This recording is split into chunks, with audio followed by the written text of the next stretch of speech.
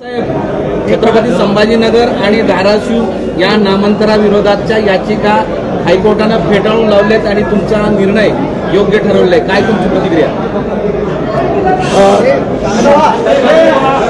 आज मी छत्रपती संभाजीनगरमध्ये आहे आणि याच दिवशी हायकोर्टामध्ये छत्रपती संभाजीनगर आणि धाराशिव या दोन्ही नावाला मान्यता दिली आणि समोरच्या विरोधातल्या याचिका फेटाळल्या.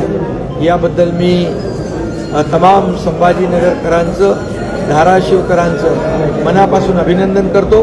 खरं म्हणजे हिंदुहृदय सम्राट बाळासाहेब ठाकरे यांचं स्वप्न खऱ्या अर्थाने आज पूर्ण झालं याचं समाधान व्यक्त करतो आणि हायकोर्टाला देखील मी धन्यवाद देतो की एक मेरिटवर लोकांच्या जनभावना लक्षात घेऊन, जनतेचा आवाज लक्षात घेऊन हे जे कोणी कोर्टामध्ये गेले होते, हे कोर्टामध्ये गेलेल्यापैकी जे काही लोक आहेत हे महाविकास आघाडीचे आहेत याची देखील मला माहिती आणि आपल्यालाही माहिती आहे. त्यामुळे आज एक अतिशय मोठा निर्णय महाराष्ट्रातल्या 2 शहरांचा झालेला आहे आणि खऱ्या अर्थाने एक मोठी चपराक या संभाजीनगर च्या नावाला विरोध करणाऱ्यांना लागलेली आहे. यावरून आपल्याला माहीत आहे, मी जिकडे जातो तिकडे यश मिळतं आणि मी आता इकडे आलेलो आहे. कालपासून मी सभा घेतलेल्या आहे. त्यामुळे आता माझ्यावर टीका होईल. 2-2 दिवस मुख्यमंत्री छत्रपती संभाजीनगरमध्ये ठाण मांडून बसले. आता ठाण मांडून बसल्यानंतर मी कार्यक्रम करूनच जातो. तो करेक्ट कार्यक्रम संभाजीनगरमध्ये ज्याचा कुणाचा व्हायचा तो होईल आणि संदीपान भुमरे महायुतीचे उमेदवार प्रचंड मताधिक्याने विजयी होतील आणि महायुतीचे सर्व पदाधिकारी, कार्यकर्ते जोमाने शहरात, ग्रामीण भागात काम करतात. संभाजीनगर हा शिवसेना आणि महायुतीचा बालेकिल्ला आहे. बाळासाहेबांचं प्रेम या छत्रपती संभाजीनगरवर होतं आणि छत्रपती संभाजीनगरचं बाळासाहेबांवर होतं. छत्रपती संभाजीनगर हे नाव व्हावं ही बाळासाहेबांची मनापासून इच्छा होती. परंतु 2.5 वर्ष ज्यांनी सरकार चालवलं, बाळासाहेबांचा वारसा सांगणारे, बाळासाहेबांचे आणखी काय काय संपत्तीचे वारस हे सांगणारे, जेव्हा ही मुवमेंट केली, सरकारमधून आम्ही बाहेर पडलो, तेव्हा घाई गडबडीमध्ये दाखवण्यासाठी हा संभाजीनगरचा नावाचा डाव रचला. परंतु तो बेकायदेशीर होता. त्यांच्याकडे मेजॉरिटी नव्हती, मेजॉरिटी आमच्याकडे होती. म्हणून आम्ही सरकार स्थापन केल्यानंतर हा निर्णय आम्ही घेतला आहे आणि निर्णय घेऊन त्याचा पाठपुरावा केला, केंद्राकडे पाठवला आणि आज हायकोर्टाने त्याच्यावर शिक्कामोर्तब केलं. हे तमाम छत्रपती संभाजीनगरकरांचा हा भव्य विजय.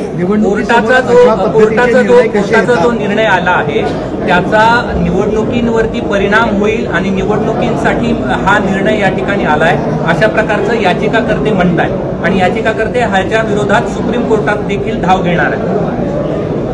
म्हणजे याचिकाकर्ते कोण आहेत? निवडणुकांशी हा संबंध जोडणारे म्हणजे आमच्या विरोधातले महाविकास आघाडी आहे. म्हणजे संभाजीनगरचं नाव संभाजीनगर होऊ नये, त्या औरंगाबाद जे औरंग्याचं व्हावं अशा प्रकारची त्यांची भूमिका आज स्पष्ट झालेली आहे. म्हणजे छत्रपती धर्मवीर संभाजी महाराजांचा 41 दिवस अतोनात छळ केला, अगदी घाण्याला जुंपलं, त्यांच्या डोळ्यात तापत्या शिगा घातल्या, त्यांना अंगावरची कातडी सोडली, असं हलाल केलं. त्या औरंगजेबाचं नाव या संभाजीनगरला राहावं अशा दुष्ट आणि हिंदू द्वेष्टांना काय म्हणायचं होतं, काय भूमिका घ्यायची होती ते आज स्पष्ट झाले. त्यामुळे छत्रपती संभाजीनगरची जनता ही या महाविकास आघाडीला धूळ चारल्याशिवाय राहणार नाही. कारण त्यांची भूमिका या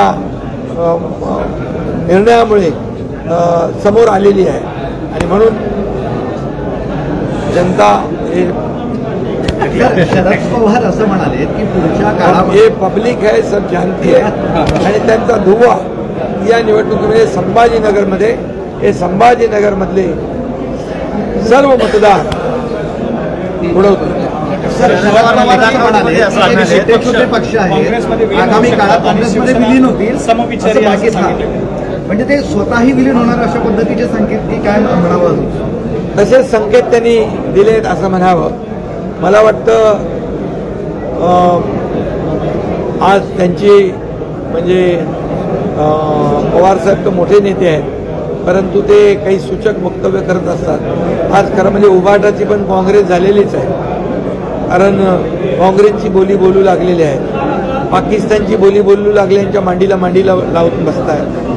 त्या हेमंत करकरे शहीद यांचा अपमान करतायत.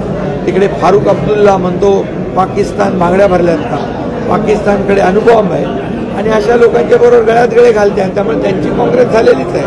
त्यामुळे आता फक्त एक अनौपचारिकता काय म्हणतो त्याला आपण औपचारिकता बाकी आहे. औपचारिकता बाकी आहे. बरं, काल आदित्य ठाकरेंनी एक आव्हान तुम्हाला दिलं आहे जे राज्यातनं उद्योग बाहेर गेले त्यासोबत मुख्यमंत्र्यांनी येऊन माझ्यासोबत वन टू वन आमने चर्चा करावी, मी कसं सगळं घालवलं तुम्ही ते सांगतो म्हणा. कोण आहे तो? त्याच्यासाठी आमचे प्रवक्ते आहेत ना.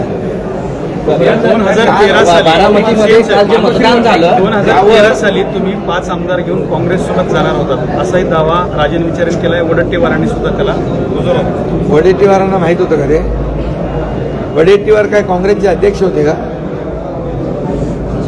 तर हे माहित असेल तर ते सोनिया गांधींना माहित असेल, वडेट्टीवारला कसं माहित असेल? असं होतं का? नाही असं वडेट्टीवारला माहित कसं पडलं? आज हवाई शोध ज्यांनी लावला आहे. खरं म्हणजे खोटारडेपणाचा जो कळस आहे हा एकनाथ शिंदे जे करतो ते जाहीरपणे करतो, खुलेआम करतो. लपून छपून हा एकनाथ शिंदे करत नाही आणि जे करतो ते धाडसाने करतो आणि ते पूर्णपणे त्याचा मागचा पुढचा विचार न करता या महाराष्ट्रातल्या जनतेचा विचार करून मी निर्णय घेतो. अयोध्येत असताना तुम्ही संजय राऊतांना भेटून ईडी वगैरे माझ्या मागे लागले तर आपण मोदी सोबत जाऊ असं तुम्ही त्यांना म्हणाला होता. अरे बाबा, त्यांच्याबद्दल आमचे प्रवक्ते बोलतील. त्यांनी काय काय मला सांगितलेलं आहे आणि त्यांनी काय काय कुणाच्या बद्दल सांगितलेलं आहे, त्यांचे आता जे प्रमुख आहेत त्यांच्याबद्दल काय काय भाष्य केलेलं आहे ते सगळं मला माहित आहे. मी योग्य वेळ बोलतो. एक शेवटचा विचार, शाहू महाराजांना हरवण्यासाठी तुम्ही कोल्हापूरमध्ये 100 कोटी रुपये घेऊन बसले होते आणि तिथं वाटप केलं असा आरोप केलेला आहे. धन्यवाद. प्रसंग आलाय का पैसे घेऊन जायचं काल बोललं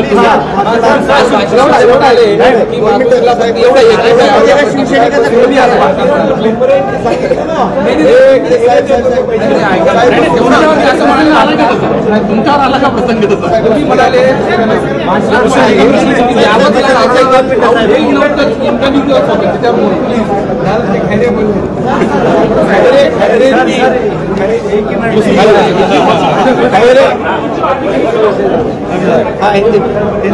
छत्रपति संभाजी महाराज नगर जो हमारी महायुति ने नाम दिया था वो नाम कोर्ट में उस पर शिक्कामोर्तब हो चुका है.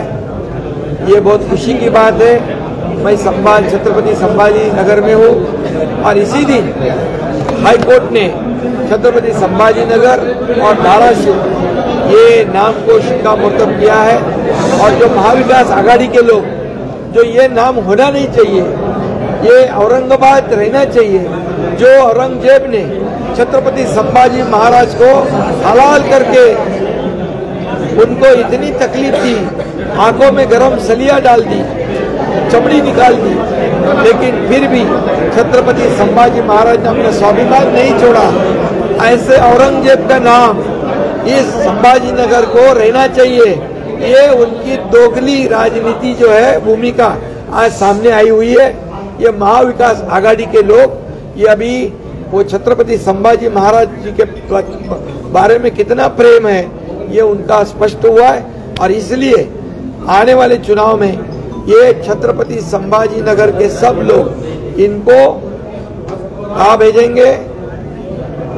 औरंगजेब के पास भेजेंगे. उसका दर्शन कब्र पे जाके दर्शन लेंगे ये. और इसलिए पूरी तरह फुटबॉल वही करेंगे ना।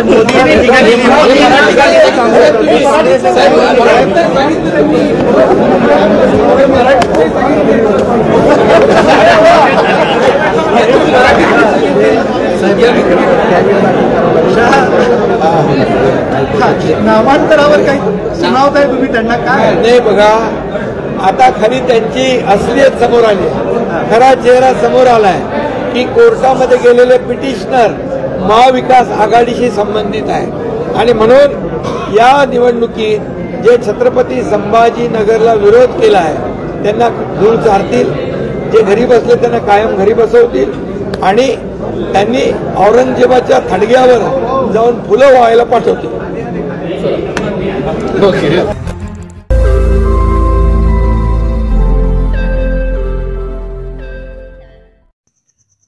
रोज नई खबरों को देखने के लिए हमारे औरंगाबाद समाचार चैनल को सब्सक्राइब कीजिए और नोटिफिकेशन पाने के लिए हमारे बेल आइकन को दबाइए ताकि हर खबर की नोटिफिकेशन आपको मिलती रहे.